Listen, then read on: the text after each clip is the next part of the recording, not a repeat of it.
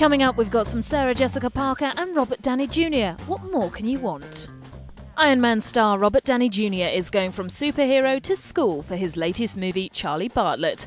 He plays a world-weary headmaster who has to deal with, yes, Charlie, who happens to be a pretty rich kid.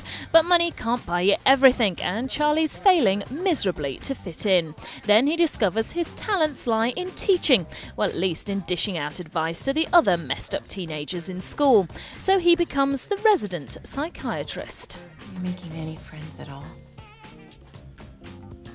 Working on it. I just can't handle this place. Well, duh, dude. This place sucks. But I just worry that one day we're gonna look back at high school and wish we'd done something different. So maybe you should, Get breast implants. I mean, a lot of my friends are getting them. Well, that's up to you, but speaking as a guy, it's kind of a turnoff when a girl isn't cool with being herself. I'm not saying that I'm gay. Just what if, I'm not attracted to girls? This sucks, man.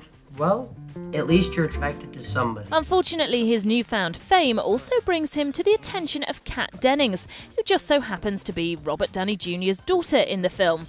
And dating the principal's little girl is never going to be easy.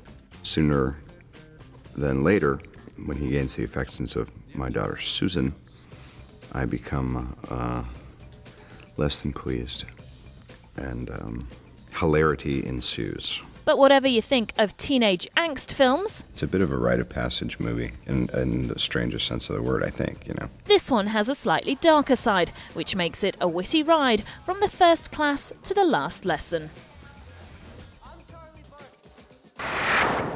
Basically, when it comes to the big screen over the next month, expect to see it often filled with this lady.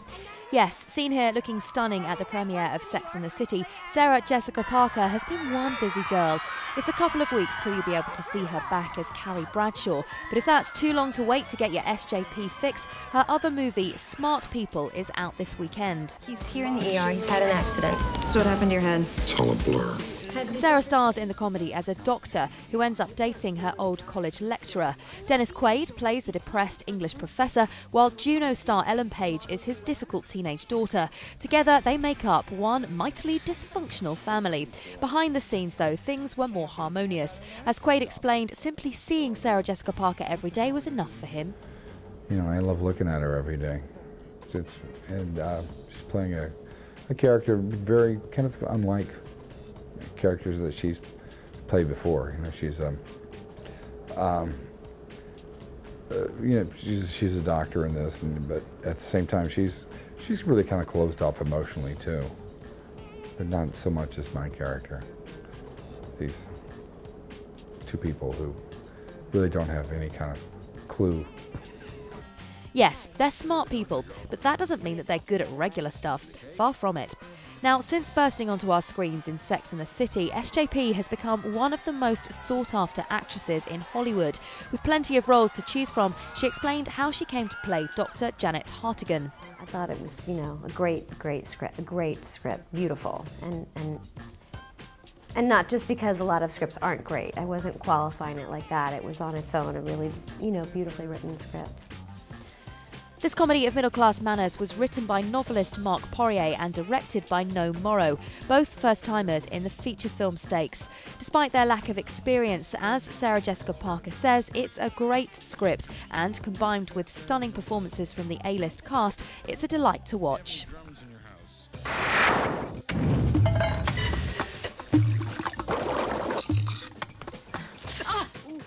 Give a film a title like Caramel and, well, it's easy to imagine a rather sweet and sugary affair.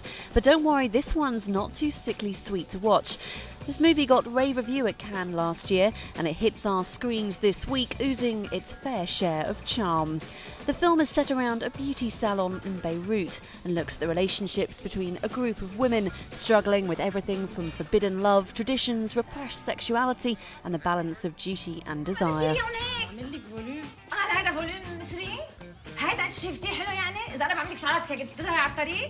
It stars actress Nadine Labaki, who also co-wrote and directed the movie. A rather clever lady then, and she's not bad on screen either, playing a beautician who's having a secret affair with a married man.